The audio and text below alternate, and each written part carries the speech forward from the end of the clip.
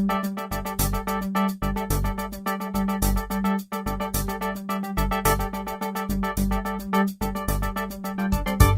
I'm Wendy Cassens, and this is Dateline RB. On this episode today, we will address and examine the parking crisis at Riverside Brookfield High School. My guest is RB Superintendent Dr. Kevin Skinkis. And Dr. Skinkis, we literally have a parking crisis at RB. We do, and we're currently in a litigation case right now with the Village of Brookfield, and so I'm glad you had me on today so that we can talk about this and kind of bring the community up to speed. And so the real issue for RB is that we don't actually have our own parking. We do not own a parking spot. Right. Some people may be confused when they come to visit the high school or attend an event at Riverside Brookfield High School, but the gated lot that is directly north of our A entrance across from the stadium is owned by the Chicago Zoological Society, the Brookfield Zoo, and we pay a little over $20,000 a year to rent that. Wow. During the school year. And then there's about roughly 100 spots on Rockefeller, and at some time back the school district made a deal with the Village of Brookfield to redesign Rockefeller and use that as an additional parking lot for the high school.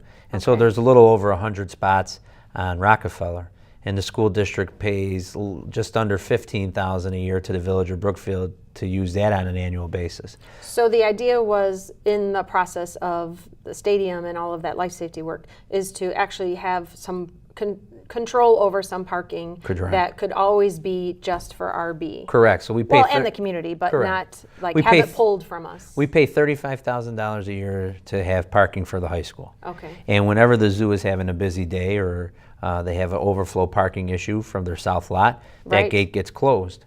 And so we go from having 280 parking spaces down to 100.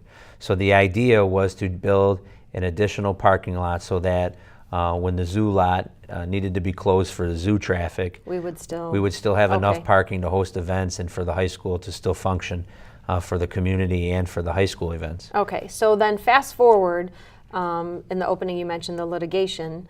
There were a few steps where things were approved, but not completely approved. Back in like April or May of 2014, the school district was laying out preliminary designs to address the parking issue. And one of those ideas was to take the one piece of property the school district owns, because we are so landlocked, and was to move our tennis courts off-site and create that little piece of property behind the stadium into a parking lot. And so originally we had it was designed at like 130 spaces. Okay. And after having multiple public facility committee meetings and getting community feedback, there were some concerns with having that large lot right next to the elementary school, and from tennis parents with moving the tennis courts off-site.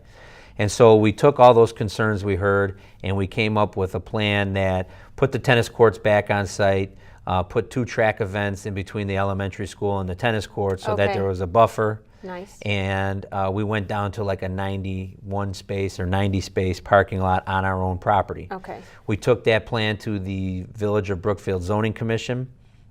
They approved that plan unanimously after 2 or 3 meetings. They had us go through, submit several traffic studies, a parking study, a landscape study, a lighting study, talk about our security plan. They had us address some additional flood control. So we did everything that was requested of us from the Village Zoning Commission. They unanimously approved our plan, and I believe 60 days later, the Village of Brookfield's Board of Trustees voted down the plan that was approved by their own zoning commission. Okay, so that brings us to where the district tried to find a way to advocate for itself in being able to use the plan as it was originally approved. Okay. Yeah, and so where we're at today is we're in a lawsuit, and we're trying to get a parking on our property so that we're not held hostage every year or at the will of somebody else. Right. And so right now we recently offered a settlement offer because we think it's not a good use of taxpayer dollars for two public bodies to be fighting in court. Exactly. And so the most recent offer was 63 spaces, and it still had the buffer. And so we really would like people to encourage the Village of Brookfield to help us resolve this issue. Well, I appreciate your time and you're giving us this version of the parking crisis at RB. Hopefully the next time we meet, it will be about something much more positive for the district. I hope so. Thank you. Thank you.